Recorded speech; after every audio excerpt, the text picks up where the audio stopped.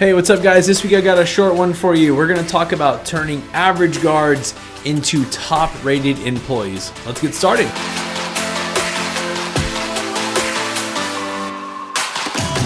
All right, so when I was in the industry and managing a guard company, I had a problem in that when we would go through our stack of applications, sourcing new employees, oftentimes our best officers, what we would call the A-level guards, wouldn't stick around for very long. They would seek higher paying jobs in other industries. At the end of the day, there's only so much that I could do. Our margins were what they were.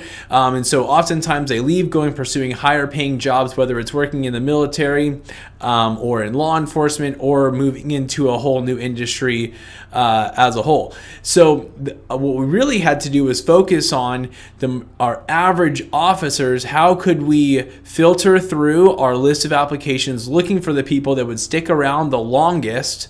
I didn't really want to find someone that just saw this as a 6-month stepping stone to something else. If we could limit that turnover, we knew the impact that it would have on our operation and on our retention of our clients and just on the retention of our employees. It would be a lot less work around the board if we could find guys that would stick around for year after year. But I needed to highlight and really develop the ability to find those average employees and turn them into top performers so that we could maintain a high level of performance and service for our clients, maintain the reputation that we had. So we really kind of, in this video, I'll highlight some of those practices that we put in place that helped us have a steady source of those average officers and the process that we put them through to really turn them into high performers. All right, so first off, let's define who are the C guards. So the C guards are the average employees. They're not guys that have a ton of aspirations to move up in the company. They're very content. They value stability and the security of their role within the company. They're not super thrilled with change. They don't mind doing the same thing every day, but they may lack a couple of skills. And at least our working definition was that maybe it was someone that didn't have a ton of experience, but if we looked at an application and we could see that they had been with their previous positions for longer periods of time, or when we were sitting down in an interview, if we felt like they were really dependable and loyal and stable, that's what we were looking for. We knew that we could teach the skills to be successful at a specific site, but we didn't want to have to go through that process every 90 days or every 6 months to put a new officer there at that site. We wanted to find someone who we could train up and put at the property and hopefully have them stay there for a year or longer, right? So some of those personalities come through. There's a DISC profile. It's a really great tool. If you haven't checked it out, I'd recommend checking it out. We'll put a link on the website to that.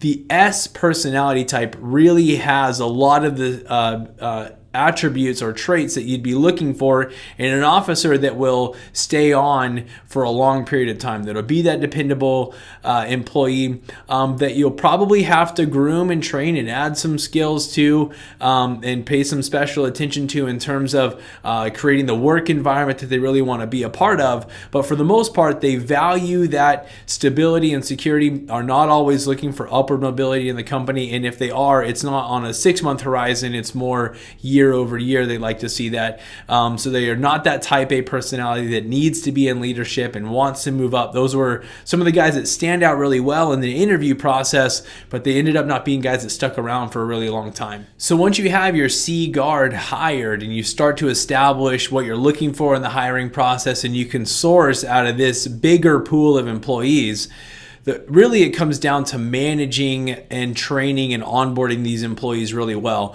So some effective tools that we had, we couldn't just go with the standard onboarding process for a lot of these guys, and then we needed to have a management process in place that would let us know if some corrections needed to be made. Remember, these were C-level guards. Sometimes they could be forgetful. They weren't always the best dressed or the most professional looking. Sometimes they lacked some social grace, and those skills needed to be taught. We needed a feedback system that allowed us to keep a pulse of what was happening there on site, let us know if there were some issues. And a lot of times we were using technology to do that. So the company that I worked for, before used Silvertrac. That's how I originally got introduced to them, but you can use any guard management solution, and you should be using any guard management solution to let you know if those critical items on site, things like lockups, routine inspections, any kind of number of positive contacts you expect to be happening at the property, etc. Basically, a technology tool should allow you to plug in what's required at the site and then be alerted if any exceptions happen, whether that's routine items or how an incident should be handled. So use a tool like that to get an early warning sign that maybe an officer needs additional training. All right, and wrapping up here, once you have officers on board and they're performing well, to keep them engaged and feeling like they're a part of something bigger than themselves, keeping them connected to the management team and to the organization as a whole is really important. You can do this by having some form of reward or attaboy system. So there's a couple of clients that we work with that do this really well. They're using social media. When they have an officer that performs well or has a work anniversary, they're there for 2, 3, 5 years, recognizing them publicly with a small gift certificate. Maybe it's $25, $50, $100, Amazon or something like that, or if it's around the holidays, gifting a turkey or a family dinner, something like that. But recognizing them publicly through social media. These are, if you read into the personality type that a lot of these C-level officers, average employees, the type S personality comes from, they are not ones to pursue the spotlight. So they need a manager that will recognize them for the good work they're doing. We all value being recognized among our peers. Type A personalities will certainly pursue that more than a type S personality.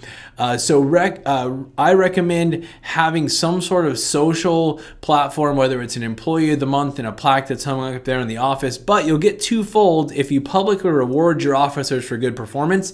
That's a great look for companies looking to do business with you. It's also great work for employees looking for a good company to be working with. So guys, I hope this was helpful. This was just a couple of strategies that you can use to really hone in on the type of employees that will stick around long term. Some strategies to turn those average employees into top performers.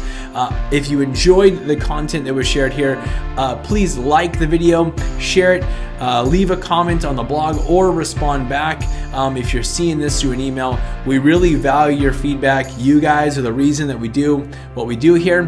Thanks so much for your time. I'm Johnny Page, and I'll see you next week.